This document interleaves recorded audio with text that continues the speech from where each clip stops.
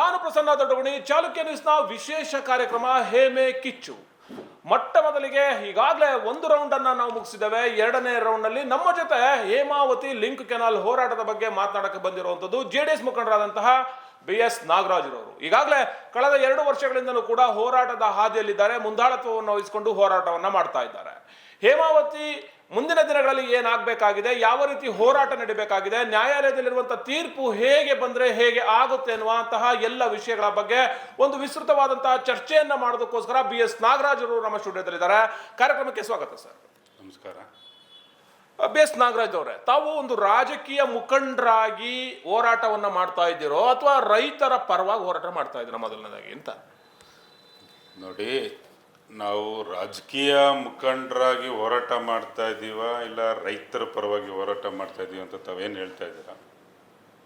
ನಾವು ಒಬ್ಬ ರೈತನ ಮಗ. ಮೊದಲು ಹೊಟ್ಟೆಪಾಡು. ಎಂಥ ದೊಡ್ಡ ಏನೇ ಆಗಲಿ, ರಾಜಕೀಯ ಇರ್ಬೋದು, ಬಿಸ್ನೆಸ್ ಇರ್ಬೋದು, ಮೊದಲು ಹೊಟ್ಟೆಪಾಡು, ಆಮೇಲೆ ಬೇರೆ. ಅದರಿಂದ ನಾನು ಸಹ ಈ ಗುಬ್ಬಿ ತಾಲೂಕಿನಲ್ಲಿ ರೈತನ ಮಗನಾಗಿ ಹುಟ್ಟಿ, ನಾವೆಲ್ಲ ನಮ್ಮ ತಾಲೂಕಿನಲ್ಲಿ ಹೆಚ್ಚಿನದಾಗಿ ಅಡಿಕೆ ಮತ್ತು ತೆಂಗನ್ನು ನಾವು ನಂಬಿಕೊಂಡು ನಮ್ಮ ರೈತರು ತುತ್ತಿನ ಚೀಲವನ್ನು ತುಂಬಿಸ್ಕೊತಾ ಇದ್ದಾರೆ. ಅದರಿಂದ ನಾವು ಹೇಮಾವತಿ ನೀರಾವರಿ ಹೋರಾಟ ಅಂತ ಬಂದಾಗ ನಾವು ಒಂದೊತ್ತು ಊಟ ಬಿಟ್ಟರೂ ಪರವಾಗಿಲ್ಲ, ನಾವು ಹೇಮಾವತಿ ಹೋರಾಟದಲ್ಲಿ ನಾವು ಮುಂಚೂಣಿಯಾಗಿ ನಾವು ಇರ್ತೀವಿ. ಏಕೆ ಅಂತಂದರೆ ತಮಗೆಲ್ಲ ಗೊತ್ತೇ ಇದೆ, ಕಳೆದ ಬಾರಿ ಸಾಮೂಹಿಕವಾಗಿ ಯಾವುದೇ ರಾಜಕೀಯ ಮುಖಂಡರ ಅಂತ ಏನೋ ಒಂದು ಇದನ್ನು ಇಟ್ಕೊಂಡು ಹೋರಾಟ ಮಾಡಿಲ್ಲ. ರೈತರ ಪರವಾಗಿ ರೈತ ಸಂಘದವರು ಎಲ್ಲ ಹಲವಾರು ಒಂದು ಸಂಘ ಪರಿವಾರಗಳು ಸೇರಿಕೊಂಡು ಕಳೆದ ಬಾರಿ ಹೋರಾಟವನ್ನು ಮಾಡಿದ್ದೀವಿ. ಇದುವರೆಗೂ ಏನಾದರೂ ಹೇಮಾವತಿ ಕೆನಲ್ ಅರ್ಧಕ್ಕೆ ನಿಂತಿದೆ ಅಂತ ಅಂದರೆ ಈ ತಾಲೂಕಿನ, ಈ ಜಿಲ್ಲೆಯ ರೈತರು ಮತ್ತು ಸಾಮೂಹಿಕ ನಾಯಕತ್ವದಲ್ಲಿ ಹೋರಾಟವನ್ನು ಮಾಡಿದ್ದಕ್ಕೋಸ್ಕರ ಇದುವರೆಗೂ ಇಲ್ಲಿ ನಿಂತಿದೆ ಅಂತ ಈ ಸಂದರ್ಭದಲ್ಲಿ ಬಹುತೇಕ 1.5-2 ವರ್ಷಗಳಿಂದ ಕೂಡ ಹೋರಾಟ ಆಗ್ತಾ ಇರುವಂಥದ್ದು. ಈ ನಡುವೆ ಒಂದು 25-30 ಸಾವಿರ ಜನ ಏಕಾಏಕಿ ಹೋರಾಟಕ್ಕೆ ನಿಂತಹ ಸಂದರ್ಭದಲ್ಲಿ ಇಡೀ ಜಿಲ್ಲೆಯ ಶಕ್ತಿ ಗೊತ್ತಾಯ್ತು. ಆ ಶಕ್ತಿಯ ನಂತರ ನಿಂತೋಯ್ತು. ತದನಂತರ ದಿನಗಳಲ್ಲಿ ಎಲ್ಲ ಮರ್ತೆ ಹೋಗ್ಬಿಟ್ರು. ಹೇಮಾವತಿ ಹೋರಾಟ ಅನ್ನೋದಿದೆ, ಹೇಮಾವತಿ ಮುಂದೆ ಆಗುತ್ತೆ, ಮರ್ತೆ ಹೋಗ್ಬಿಟ್ರಲ್ಲ ನೀವೆಲ್ಲ ರಾಜಕೀಯದವರು, ಯಾಕೆ ಅಂತ? ನೋಡಿ, ಯಾರು ಮರ್ತಿಲ್ಲ. ಯಾಕೆ ಅಂತಂದರೆ ಬೆಳಗ್ಗೆ ಎದ್ದರೆ ನಾನು ಹೊಲ ಗದ್ದೆನ ನೋಡ್ತೀವಿ. ಪ್ರತಿಯೊಬ್ಬ ರೈತರು ಸಹ ಬೆಳಗ್ಗೆ ಮನೆಯಿಂದ ಎದ್ದೋಳ್ತಿದ್ದಂಗೆ ಒಂದು ರೌಂಡು ತೋಟಕ್ಕೆ ಹೋಗಿ ಬರ್ತಾನೆ. ಆ ತೋಟಕ್ಕೆ ಹೋಗೋ ಸಮಯದಲ್ಲಿ ಅದು ಜ್ಞಾಪಕ ಬಂದೇ ಬರ್ತದೆ, ಹೇಮಾವತಿ ಏನಂತ ಹೇಳ್ಬಿಟ್ಟು. ಈಗ ಸದ್ಯ ಈ ಪರಿಸ್ಥಿತಿನಲ್ಲಿ ಅವರು ಸಹ ಏನೋ ಅರ್ಧಕ್ಕೆ ನಿಲ್ಲಿಸಿದ್ದಾರೆ. ಯಾವುದೇ ಒಂದು ಕಾಮಗಾರಿ ಚಟುವಟಿಕೆ ನಡೀತಾ ಇಲ್ಲ. ಈಗೇನು ಸನ್ಮಾನ್ಯ DK ಶಿವಕುಮಾರ್ ಅವರು ಮುಖ್ಯಮಂತ್ರಿ ಏನಾಗಿದ್ದಾರೆ, ಇನ್ಮೇಲೆ ನಮ್ಮ ತಾಲೂಕಿನಲ್ಲಿ, ನಮ್ಮ ಜಿಲ್ಲೆಯಲ್ಲಿ ಒಂದು ಏನೋ ಒಂದು ಊಹಾಪೋಹ ಎದ್ದಿದೆ. ಯಾಕೆಂದ್ರೆ ಮತ್ತೆ ಕಾಮಗಾರಿನ ಶುರು ಮಾಡ್ತಾರೆ. ನೋಟಿಸ್ ಕೊಟ್ಟಿದ್ದಾರೆ ರೈತರಿಗೆ. ಹೌದು, ಖಂಡಿತ. ಅಂದ್ರೆ ನೋಟಿಸ್ ಆ ಚಟುವಟಿಕೆ ನಡೀತಾ ಇದೆ. ಯಾಕೆ ಅಂತಂದ್ರೆ ರೈತರಿಗೆ ನೋಟಿಸ್ ಕೊಡೋದು ಮತ್ತೆ ಆ ರೀತಿ ಎಲ್ಲ ಚಟುವಟಿಕೆ ನಡೀತದೆ. ಕಾಮಗಾರಿ ಇನ್ನ ಶುರು ಮಾಡಿಲ್ಲ. ಶುರು ಮಾಡಿದ್ರೆ ಯಾವುದೇ ಕಾರಣಕ್ಕೂ ಈ ತಾಲೂಕಿನ, ಈ ಜಿಲ್ಲೆಯ ಜನ ಯಾವುದೇ ಕಾರಣಕ್ಕೂ ಅವರು ಸುಮ್ಮನೆ ಇರೋದಿಲ್ಲ. ಹೇಮಾವತಿನ ನಿಲ್ಲಿಸ್ತಾರೆ. ಅದು ಒಂದು ಕಡೆ ಒಂದು ಕಾನೂನು ಹೋರಾಟನೂ ನಾವು ನಡೆಸ್ತಾ ಇದ್ದೀವಿ. ಸೊ ಬಹುತೇಕ FIRಗಳಾದಂಥದ್ದು 25,000 ಜನ ಸೇರಿದಾಗ FIR ಆಗಿದೆ. ಸ್ವಾಮೀಜಿಗಳ ಮೇಲೆ FIR ಆಯಿತು, ರೈತರ ಮೇಲೆ FIR ಆಯಿತು, 4-5 ಜನ ಜೈಲಿಗೆ ಹೋಗಿ ಬಂದರು. ಇನ್ನೂ ಬೇಲ್ಗೋಸ್ಕರ ಹೋರಾಟ ಮಾಡ್ತಿದ್ದಾರೆ. ಮತ್ತೆ ನೀವು ಕರೆದ್ರೆ ಹೋರಾಟಕ್ಕೆ ಜನ ಬರ್ತಾರೆ ಅಂತ ನಂಬಿಕೆ ಇದೆಯಾ ಅಂತ? ನೋಡಿ, ಮೊದಲು ಭಯ ಇತ್ತು ರೈತರಿಗೆ. ಏನಂತ, ಸುಮ್ಮನೆ ಯಾಕಪ್ಪ ಹೋದರೆ ಏನಾದರೂ ಹೆಚ್ಚು ಕಮ್ಮಿ ಆದತ್ತು ಅಂತ. ಮೊನ್ನೆ ಏನು ಸಾಮೂಹಿಕವಾಗಿ 1-2 ಒಬ್ಬೊಬ್ಬರಿಗೆ 10-15 ಕೇಸ್ಗಳನ್ನು ಹಾಕಿದ್ದಾರೆ. ಕೇಸ್ ಹಾಕಿಸ್ಕೊಂಡವ್ರನ್ನೇ ಹೇಳ್ತಾ ಇದ್ದಾರೆ, ಅಣ್ಣ ಯಾವುದೇ ಕಾರಣಕ್ಕೂ ನಾವು ಬಗ್ಗ ಮಾತೇ ಇಲ್ಲ. ಏಕೆಂದರೆ ಭಯ ಪಡಿಸಿ ಕೇಸ್ ಹಾಕಿ. ಈಗ ನೋಡಿ, ಸ್ವತಂತ್ರ ಹೋರಾಟ ಮಾಡುವಾಗ ತಮ್ಮೆಲ್ಲರಿಗೂ ಗೊತ್ತಿದೆ, ನಮ್ಮ ದೇಶ, ನಮ್ಮ ಹಿಂದೂ ದೇಶ ಹೋರಾಟದಿಂದಲೇ ಉಳಿಸ್ಕೊಂಡಿರೋದು. ಹೋರಾಟ ಆ ಕಾಲದಿಂದಲೂ ಬಂದಿದೆ ನಮ್ಮ ದೇಶಕ್ಕೆ, ನಮ್ಮ ಜನಗಳಿಗೆ. ಸ್ವತಂತ್ರ ಪಡೆಯುವಾಗಲೂ ಸಹ ಹೋರಾಟದಿಂದನೇ ನಾವು ಸ್ವತಂತ್ರವನ್ನು ಗಳಿಸಿದ್ದೀವಿ. ಅದೇ ರೀತಿ ನಮ್ಮ ಹೇಮಾವತಿಯನ್ನು ನಾವು ಉಳಿಸ್ಕೊಬೇಕು ಅಂತಂದರೆ ಖಂಡಿತ ನಮ್ಮ ರೈತರು ಇವತ್ತು ಕರೆದ್ರು. ನಿಮಗೆ ಗೊತ್ತಿರ್ಬೋದು, ಈಗ ಏನು ಮುಂಗಾರು ಯಾವ ರೀತಿ ಕೈ ಕೊಟ್ಟಿದೆ ಅಂತ. ಇನ್ನೇನು ಮೊನ್ನೆ ಹೇಳ್ತಾ ಇದ್ರು, ಒಂದು ತಜ್ಞರು ಹೇಳ್ತಾ ಇದ್ರು, ಒಂದು ತಿಂಗಳು 2 ತಿಂಗಳು ಕುಡಿಯೋ ನೀರು ಬೆಂಗಳೂರಿಗೆ ಸಾಕಾಗ್ತಾ ಇಲ್ಲ ಅಂತ. ಅದೇ ರೀತಿ ನಮ್ಮ ರೈತರುಗಳು ಪಾಪ ನಾವೆಲ್ಲ ತಾಲೂಕಿನಲ್ಲಿ ನಾವು ಹೋಗುವಾಗ ಹೇಳ್ತಾರೆ, ಅಣ್ಣ ಈ ಸಲ ಮಳೆ ಕೈ ಕೊಟ್ಟಿದೆ, ಬೋರ್ವೆಲ್ಲು ಏನಪ್ಪ ಮಾಡ್ತಿದ್ಯಾ ಅಂತಂದರೆ, ಅಣ್ಣ ತೋಟ ನೀರಾಯಿಸೋದ್ರಲ್ಲಿದ್ದೀನಿ. ಈ ರೀತಿ ನೀವು ಯಾವಾಗ ಮತ್ತೆ ಶುರು ಮಾಡ್ತೀರ ಹೇಮಾವತಿ ಬಗ್ಗೆ? ವಾಲಂಟಿಯರಾಗಿ ಬರ್ತಾ ಇದ್ದಾರೆ ರೈತರು. ಈಗಲೂ ಸಹ ನಾವೆಲ್ಲ ರೈತರ ಸಂಘದವರು ಮತ್ತು ನಾವೆಲ್ಲ ಸೇರಿ ಕರೆ ಕೊಟ್ಟರೆ ಸಾವಿರಾರು ಸಂಖ್ಯೆಯಲ್ಲಿ ಬಂದು ಜಮಾವಣೆ ಆಗ್ತಾರೆ. ಅಲ್ಲಲ್ಲ, ನಾನು ಈಗ ನೀವು ರೈತರು ನಾನು ಒಪ್ಕೊಳ್ತೀನಿ. ಅದಕ್ಕಿಂತ ಮುಂಚೆ ನೀವೊಬ್ರು JDS ನ ನಾಯಕರು, ಒಪ್ಕೊಳ್ತೀರಾ? ವಿಧಾನಸಭಾ ಕ್ಷೇತ್ರಕ್ಕೆ ನಿಂತಿದ್ದವರು, ಒಪ್ಕೊಳ್ತೀರಾ? ಖಂಡಿತ. ನಿಮ್ಮ ನಾಯಕರಾದಂತ HD ಕುಮಾರಸ್ವಾಮಿ ಅವರ ಫೀಲ್ಡ್ ನಲ್ಲಿ ಇದಾದಂತದ್ದು ಅಂತ ಶ್ರೀನಿವಾಸ್ ಅವರು ನೇರವಾಗಿ ಆಪಾದನೆ ಮಾಡ್ತಿದ್ದಾರೆ. ಅವ್ರ ಕಾಲದಲ್ಲಿ ಆದಂತದ್ದು ಇದು ಹೇಮೆ, ಅವರ ಕೂಸು ಇದು. ನೀವ್ ಯಾವ ನೈತಿಕತೆ ಇಟ್ಕೊಂಡು ಹೋರಾಟ ಮಾಡಕ್ ಬರ್ತೀರಿ? ನೋಡಿ, ಕಾಂಗ್ರೆಸ್ನವ್ರಿಗೆ JDS ಪಕ್ಷವನ್ನು ಕಂಡ್ರೆ ಭಯ ಶುರುವಾಗಿದೆ. ನಮ್ಮ ಹೇಮಾವತಿ ಶುರು ಮಾಡಿದ್ದು ಕುಮಾರಣ್ಣವ್ರೆ ಅಂತ ಹೇಳ್ತಾರೆ. ಬಿಡದಿ, ನಾನು ಸಹ ಮೊನ್ನೆ ಬಿಡದಿ ಹೋರಾಟಕ್ಕೆ ನಾನು ಹೋಗಿದ್ದೆ.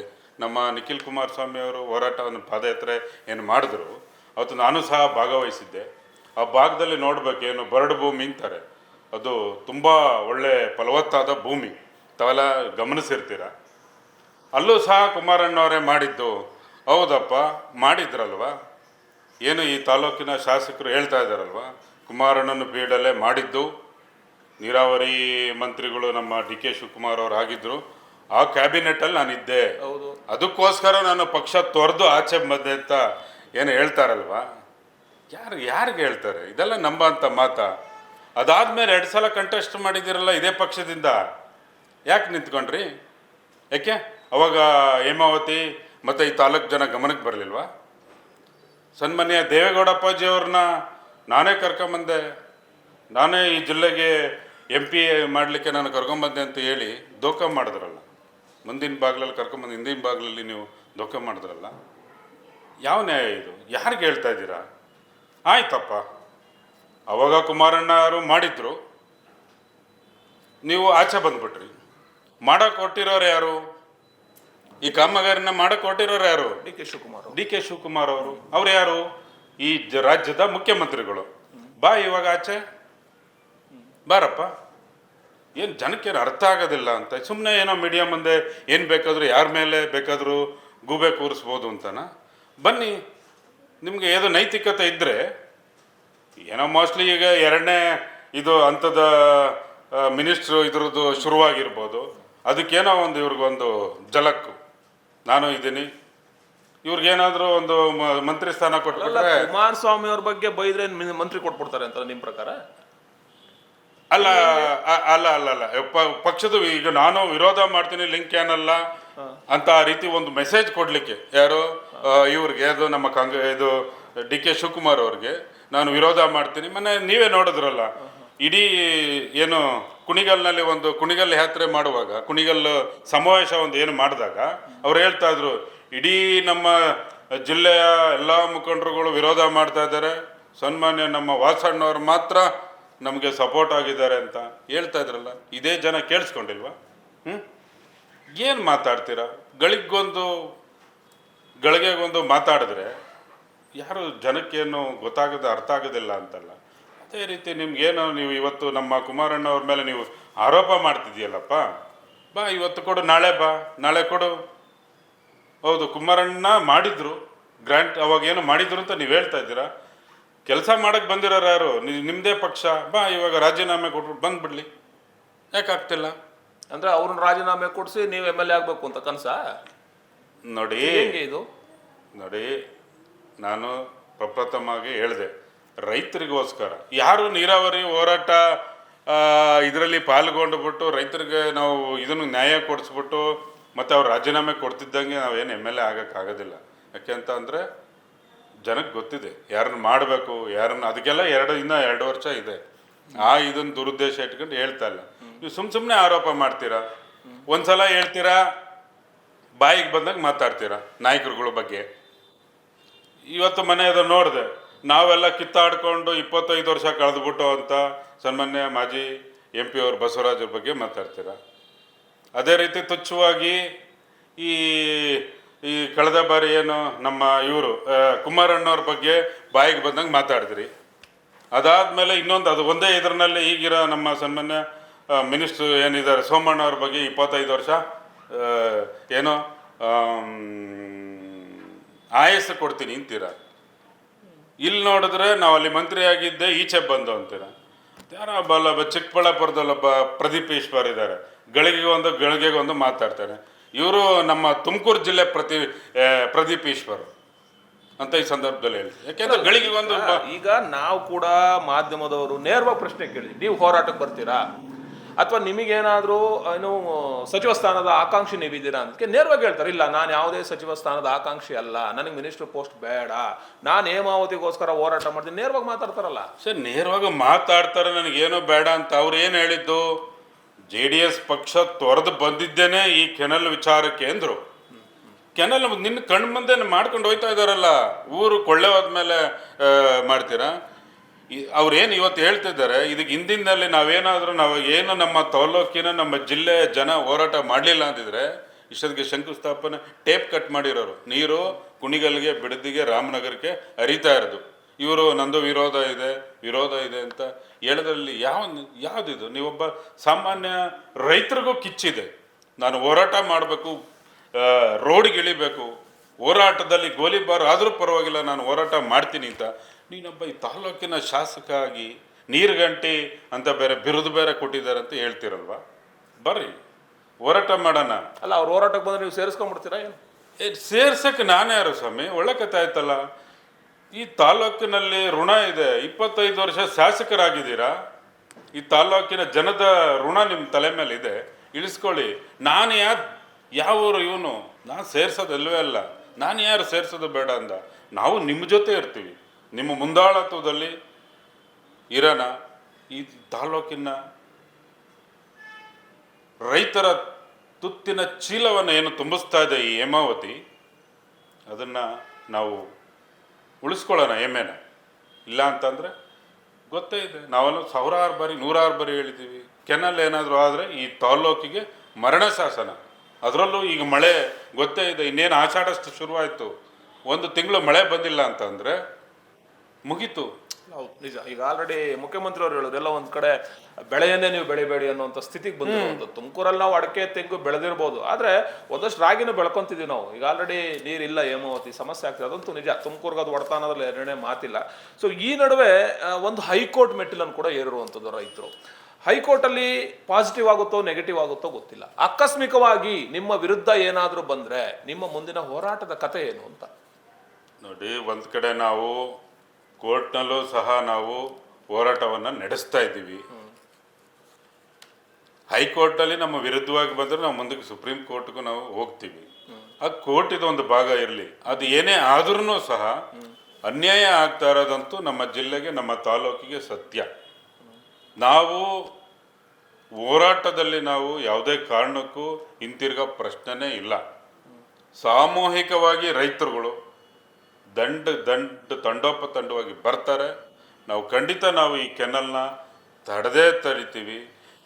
ಈ ಥರದ್ದು 100 ಕೇಸ್ ಆಗಲಿ, ಗೋಲಿಬಾರ್ ಆಗಲಿ, ಈ ಭೂಮಿಯಿಂದಲೇ ನಾವು ಹುಟ್ಟಿರೋದು. ಈ ಭೂಮಿಗೆ ನಾವು ಮಣ್ಣಲ್ಲಿ ಮಣ್ಣಾದರೂ ಪರವಾಗಿಲ್ಲ, ನಾವು ವಿರೋಧವನ್ನು ನಾವು ವ್ಯಕ್ತಪಡಿಸ್ತೀವಿ ಅಂತ ಈ ಸಂದರ್ಭದಲ್ಲಿ ನಾನು. ಈ ನಡುವೆ ಏನು ಹೈಕೋರ್ಟ್ ಮೆಟ್ಟಿಲೇರಿದ ನಂತರದಲ್ಲಿ JC ಮಾಧುಸ್ವಾಮಿ ಅವರ ಹೆಸರು ಬರ್ತಾ ಇದೆ. JC ಮಾಧುಸ್ವಾಮಿ ಅವರು ಕೂಡ ಸಹಕಾರವನ್ನು ಕೊಡ್ತಾರೆ. ಇಷ್ಟು ದಿನ ಬಂದಿರಲಿಲ್ಲ ಅವರು, ಬಟ್ ಬರ್ತಾ ಇದ್ದಾರೆ ಅನ್ನುವಂಥ ವಿಷಯ ಒಂದಷ್ಟು ಸಂಚಲನ ಸೃಷ್ಟಿ ಮಾಡ್ತಿರೋದು. ನಿಮ್ಗೇನು ಅನ್ಸುತ್ತೆ? ನೋಡಿ, JC ಮಾಧುಸ್ವಾಮಿ ಅವರು ತಮ್ಮೆಲ್ಲರಿಗೂ ಗೊತ್ತೇ ಇದೆ, ಈ ಜಿಲ್ಲೆಯ ಒಬ್ಬ ಮುಂಚೂಣಿ ನಾಯಕರು. ಅವರು ನೀರಾವರಿ ಮಂತ್ರಿ ಇದ್ದಾಗ ನಮ್ಮ CS ಪುರ ಭಾಗದಲ್ಲಿ ನಾವೊಂದು ಅವ್ರನ್ನ ಕರೆಸಿ ನಾವು ಮೆರವಣಿಗೆಯಲ್ಲಿ ಎತ್ತಿನ ಗಾಡಿನಲ್ಲಿ ಕೂರಿಸಿ ಮೆರವಣಿಗೆ ಮಾಡಿ ಗಂಗೆ ಪೂಜೆ ಮಾಡಿದ್ವಿ. ಈ ರೀತಿ ಒಂದು ನೀರನ್ನು ತುಂಬಿಸ್ಬೋದು, ಈ ತಾಲೂಕಿಗೆ ಈ ಹೇಮಾವತಿ ನೀರನ್ನ ಎಲ್ಲ ಭಾಗಕ್ಕೂ ಸೇರಿಸ್ಬೋದು ಅಂತ ತೋರಿಸ್ಕೊಟ್ಟಿದ್ದೆ ಅವರು. ಕೆರೆ ಕಟ್ಟೆಗಳನ್ನು ಅವರು ಆ ಕಾಲಾವಧಿನಲ್ಲಿ ತುಂಬಿಸಿದರು. ಯಾಕೆಂದರೆ ಅವಾಗ CS ಪುರ ಜಿಲ್ಲಾ ಪಂಚಾಯತಿ ಸದಸ್ಯರಾಗಿದ್ದರು ನಮ್ಮ ಮನೆಯವರು. ನಾವೆಲ್ಲ CS ಪುರದಲ್ಲಿ ಅನೇಕ ಕೆರೆಗಳಿದ್ದಾವೆ ನಮ್ಮ CS ಪುರ ಹೋಬಳಿನಲ್ಲಿ, ಅವಾಗೆಲ್ಲ ತುಂಬಿಸಿದ್ರು. ಖಂಡಿತ ನಾವು ಸ್ವಾಗತಾರ. ಯಾಕೆಂತಂದರೆ ಅವರು ಅಂಥ ನಾಯಕರು ಬರ್ತಾರೆ ಅಂತ ಅಂದರೆ ಅದರಲ್ಲಿ ನಾವು ಅವರಿಂದ ನಾವು ಇರ್ತೀವಿ, ಸಹಕಾರ ಅವರು ಜೊತೆನಲ್ಲಿ ನಾವು ಹೋರಾಟವನ್ನು ಮಾಡ್ತೀವಿ. ಹೇಮಾವತಿನ ನಾವು ಉಳಿಸ್ಕೊಳ್ಳೋಣ ಅಂತ. ಇನ್ನು ನಮ್ಮ ಸಂಸದರಾದಂಥ ಸೋಮಣ್ಣವರು ಕೇಂದ್ರ ಸಚಿವರಾಗಿರುವಂಥವ್ರು, ಸೊ ಅವರು ಕೂಡ ಒಂದಷ್ಟು ಬಂದಿದ್ರೆ, ಮುಂದಗಡೆ ಬಂದಿದ್ರೆ ಮತ್ತಷ್ಟು ಶಕ್ತಿ ಬರ್ತಾ ಇತ್ತಾ? ಇವತ್ತು ಮಾಧ್ಯಮದಲ್ಲಿ ಹೇಳಿಕೆ ಕೊಟ್ಟರು, ಇಲ್ಲ ನಾನು ಇಲ್ಲಿಂದನೇ ಗೆದ್ದಿರೋವಂಥವನು, ಇಲ್ಲಿನ ಸಂಸದ ನಾನು, ಮತದಾರರು ನನಗೆ ಓಟ್ ಹಾಕಿದ್ದಾರೆ, ನಾನು ರಕ್ಷಣೆ ಮಾಡ್ತೀವಿ ಅಂತ ಹೇಳಿದ್ದಾರೆ. ಖಂಡಿತ ಅದೊಂದು ಒಳ್ಳೆ ಮಾತು, ನಮ್ಮ ತುಮಕೂರು ಜಿಲ್ಲೆಗೆ ಒಳ್ಳೆಯ ಮಾತು. ಆದರೆ ಅವರು ಮುಂಚೂಣಿಯಾಗಿ ಹೋರಾಟ ಕೇಳಿದ್ರೆ ಏನಾಗ್ಬೋದು ಅಂತ? ಖಂಡಿತ. ಯಾಕೆಂತಂದರೆ ಈ ಜಿಲ್ಲೆಯಲ್ಲಿ ಅವರು ಸಹ ಗೆದ್ದು MP ಆಗಿದ್ದಾರೆ, ಈಗ ಮಂತ್ರಿನೂ ಸಹ ಆಗಿದ್ದಾರೆ. ಒಳ್ಳೊಳ್ಳೆ ಕೆಲಸವನ್ನು ಇಡೀ ನಮ್ಮ ಜಿಲ್ಲೆ ಕಂಡು ಕೇಳರಿದೆ ಅಂತ ರೈಲ್ವೆ ಇದರಲ್ಲಿ ಒಳ್ಳೊಳ್ಳೆ ಕೆಲಸಗಳು ಮಾಡ್ತಾ ಇದ್ದಾರೆ. ಅವ್ರದ್ದು ಸಹ ವಿರೋಧ. ಯಾಕೆ ಅಂತಂದರೆ ಇವತ್ತು ಸಹ ಮಾತಾಡಿದ್ರು ಅವರು. ಖಂಡಿತ ನಾನು ಮುಂದಿನ ದಿನಗಳಲ್ಲಿ ನಾವು ಏನು ಸರ್ಕಾರದ ಮಟ್ಟದಲ್ಲಿ ಮುಖ್ಯಮಂತ್ರಿಗಳಿಗೆ ಏನು ಹೇಳಬೇಕೋ ನಾನು ಹೇಳಿದ್ದೀನಿ. ಮತ್ತು ಇದು ನಮ್ಮದು ವಿರೋಧ ಇದೆ, ಖಂಡಿತ ವಿರೋಧ ಇದೆ. ಈ ಕೆನಲ್ನ ಯಾವುದೇ ಕಾರಣಕ್ಕೂ ನಾವು ನೆಡಲಿಕ್ಕೆ ನಾವು ಬಿಡೋದಿಲ್ಲ ಅಂತ ಅವ್ರದ್ದು ಇದಕ್ಕೆ ಹೋರಾಟಕ್ಕೆ ಸಹಮತ ಇದೆ.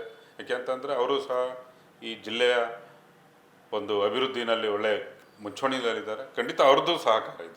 ಸೊ ಎಲ್ಲ ಒಂದು ಕಡೆ ಇತ್ತೀಚೆಗೆ ಕೇಳ್ಬರ್ತಿರುವಂಥ ಮಾತು, ಹಿಂದೆ ಹೋರಾಟ ಮಾಡಿದಂಥ ಒಂದಷ್ಟು ನಾಯಕರು ಹಿಂದೆ ಸರಿತಾ ಇದ್ದಾರೆ ಅನ್ನೋ ಒಂದು ಮಾತುಗಳು ಕೇಳ್ಬರ್ತಾ ಇದೆ. ಆ ರೀತಿ ಯಾವುದೂ ಇಲ್ಲ. ಯಾಕೆ ಅಂತಂದರೆ ಹೋರಾಟ ಮೊನ್ನೆ ಕಳೆದ ಬಾರಿ ನಡೆದು ಹೋರಾಟ ಈ ಕೆನಲ್ ನಿಂತು ಒಂದು 3-4 ತಿಂಗಳಾಗಿರ್ಬೋದು. ಅದನ್ನೇ ಹಿಡ್ಕೊಂಡು ಯಾರೂ ಬರಲಿಕ್ಕೆ ಆಗೋದಿಲ್ಲ. ಯಾಕೆಂದರೆ ಅವ್ರದ್ದೇ ಆದ ಕೆಲಸಗಳು ಇರ್ತದೆ. ಕಾನೂನು ಹೋರಾಟ ಬೇರೆ ಒಂದು ಸೈಡಿಂದ ನಡೀತಾ ಇದೆ. ಬೈ ಚಾನ್ಸ್ ಏನಾದರೂ ಕಾಮಗಾರಿ ಶುರು ಮಾಡಿದ್ರೆ, ಈಗ JCB ಇಟಾಚಿಗಳು ಬಂದು ಪ್ರಾಕ್ಟಿಕಲಾಗಿ ಕೆಲಸನ ಶುರು ಮಾಡಿದ್ರೆ ಖಂಡಿತ ಯಾರು ಇದಕ್ಕೆ ಮುಂಚೆ ಯಾರ್ಯಾರು ಹೋರಾಟದಲ್ಲಿ ಇದ್ದರು ಖಂಡಿತ ಭಾಗವಹಿಸ್ತಾರೆ. ಇನ್ನು ಜಾಸ್ತಿ ಈಗ ನೀವು ಹೇಳಿದ್ರಿ ಮಾಧುಸ್ವಾಮಿ ಅವರು ಕಾನೂನು ಹೋರಾಟ ಇರ್ಬೋದು, ಬೇರೆ ಒಂದು ಬರ ಅಂತ ಇದನ್ನು ತೋರಿಸ್ತಾ ಇದ್ದಾರೆ ಅಂತ.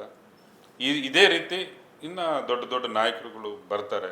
ಈ ಹೋರಾಟಕ್ಕೆ ನಮಗೆ ಖಂಡಿತ ಒಂದು ಆನೆ ಬಲ ಬರ್ತದೆ, ಶಕ್ತಿ ಬರ್ತದೆ ಅಂತ ಈ ಸಂದರ್ಭದಲ್ಲಿ ನಾನು ಹೇಳ್ತೀನಿ. ಏನು ಹೇಳ್ತೀರಾ ಕೊನೆಯದಾಗಿ ಹೋರಾಟಗಾರರಿಗೆ ಏನು ಹೇಳ್ತೀರಾ? ಹೇಮಾವತಿ ಹೋರಾಟವನ್ನು ಮಾಡ್ತಿರೋಂಥ ಮುಖಂಡರಿಗೆ ಏನು ಹೇಳ್ತೀರಾ ಸರ್? ನಾನು ಈ ಮುಖಾಂತರ ತಮ್ಮಲ್ಲಿ ಮನವಿ ಮಾಡೋದೇನಂತಂದರೆ, ಕಾನೂನು ಹೋರಾಟ ಒಂದು ಕಡೆ ನಡೀತಾ ಇದೆ. ಅದೇನೇ ಆಗಿರ್ಬೋದು, ನಮ್ಮ ಪರವಾಗಿ ಬರ್ಬೋದು, ವಿರುದ್ಧವಾಗಿ ಬರ್ಬೋದು. ಯಾವುದೇ ರೀತಿ ನಾವು ಈಗ ನಮ್ಮ ಎಲ್ಲ ನಾಯಕರು ಸೇರಿ, ಹೋರಾಟಗಾರರು ಸೇರಿ ಕರೆ ಕೊಟ್ಟಾಗ ದಯಮಾಡಿ ಈ ಜಿಲ್ಲೆಯ ಈ ತಾಲೂಕಿನ ರೈತಾಪಿ ಬಂಧುಗಳು ಹೆಚ್ಚಿನ ಸಂಖ್ಯೆಯಲ್ಲಿ ಬಂದು ಭಾಗವಹಿಸಬೇಕು, ಹೋರಾಟವನ್ನು ಮಾಡಬೇಕು. ಯಾವುದೇ ಕಾರಣಕ್ಕೂ ನೀವು ಯಾವುದೇ ಕೇಸ್ಗಳಿಗೆ ನೀವು ಜಗ್ಗ ಅಂತ ಅವಶ್ಯಕತೆ ಇಲ್ಲ. ಯಾಕೆ ಅಂತಂದರೆ ನಾವೇ ನಿಮ್ಮ ಜೊತೆ ನಾವಿರ್ತೀವಿ. ಈ ತಾಲೂಕಿನ ಈ ಜಿಲ್ಲೆಯ ನಾಯಕರುಗಳಿರ್ತಾರೆ, ರೈತರ ಸಂಘದವರಿದ್ದಾರೆ, ಅನೇಕ ಸಂಘ ಸಂಸ್ಥೆಗಳು ನಿಮ್ಮ ಜೊತೆ ನಿಲ್ತಾರೆ. ಯಾಕೆಂತಂದರೆ ಇದು ಒಬ್ಬರು ಇಬ್ಬರು ಹೋರಾಟ ಮಾಡಿದ್ರೆ ಇದನ್ನು ಖಂಡಿತ ಅದು ಹೋರಾಟನೂ ಆಗೋದಿಲ್ಲ, ಯಾವುದೇ ಕಾರಣಕ್ಕೂ ಸಾಧ್ಯನೇ ಇಲ್ಲ. ನಿಮ್ಮಂಥ ಅನೇಕ ಹೋರಾಟಗಾರರು ಭಾಗವಹಿಸಿ ನಾವು ನಿಮ್ಮ ಜೊತೆ ಇರೋಣ, ನಮ್ಮ ಹೆಮ್ಮೆಯನ್ನು ಉಳಿಸ್ಕೊಳ್ಳೋಣ ಅಂತ ಈ ಸಂದರ್ಭದಲ್ಲಿ ಅವ್ರಿಗೆ ಕೈ ಜೋಡಿಸಿ ಮನವಿ ನಾನು ಮಾಡ್ತೇನೆ. ಇದುವರೆಗೂ BS ನಾಗರಾಜ್ರವರು ತಮ್ಮ ಮನದಾಳದ ಮಾತುಗಳನ್ನು ಆಡಿದ್ರು. ಯಾವುದೇ ಕಾರಣಕ್ಕೂ ಕೂಡ ಹೇಮಾವತಿ ನೀರನ್ನ ಇಲ್ಲಿಂದ ಹರಿಯೋದಕ್ಕೆ ಲಿಂಕ್ ಕೆನಾಲ್ ಮೂಲಕ ಬಿಡಲ್ಲ ಅನ್ನುವಂತಹ ದಿಟ್ಟ ನಿರ್ಧಾರವನ್ನ ತಗೊಂಡಿದ್ದಾರೆ. ಒಂದು ಕಡೆ ಕಾನೂನು ಹೋರಾಟ ನಡೀತಾ ಇದ್ರೆ, ಮತ್ತೊಂದು ಕಡೆ ರೈತ ಸಂಘದ ಸೇರಿದಂತೆ ಎಲ್ಲ ಸಂಘಟನೆಗಳು ನಾವು ಹೋರಾಟವನ್ನ ಮಾಡ್ತೇವೆ ಅನ್ನುವಂತಹ ಮಾತುಗಳನ್ನು ಹೇಳ್ತಾ ಇದ್ದಾರೆ. ಖಂಡಿತವಾಗ್ಲೂ ತುಮಕೂರಿಗೆ ಹೇಮೆ ಉಳಿಬೇಕು ಅಂತಂದ್ರೆ ಹೋರಾಟ ಅನಿವಾರ್ಯವಾಗಿರುವಂತದ್ದು. ಸೊ ಇದುವರೆಗೂ ನನ್ನ ಜೊತೆ ಮಾತನಾಡಿದಂತಹ BS ನಾಗರಾಜ್ ಅವರಿಗೆ ತುಂಬ ಧನ್ಯವಾದಗಳು sir. Welcome to KK Jungle Resort Tumco!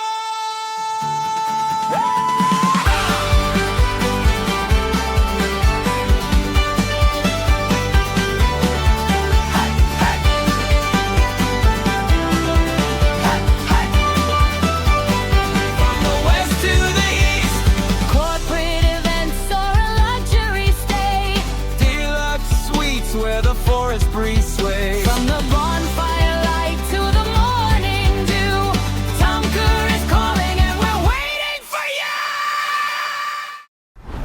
Chalukya news, ಜನರಿಗೋಸ್ಕರ.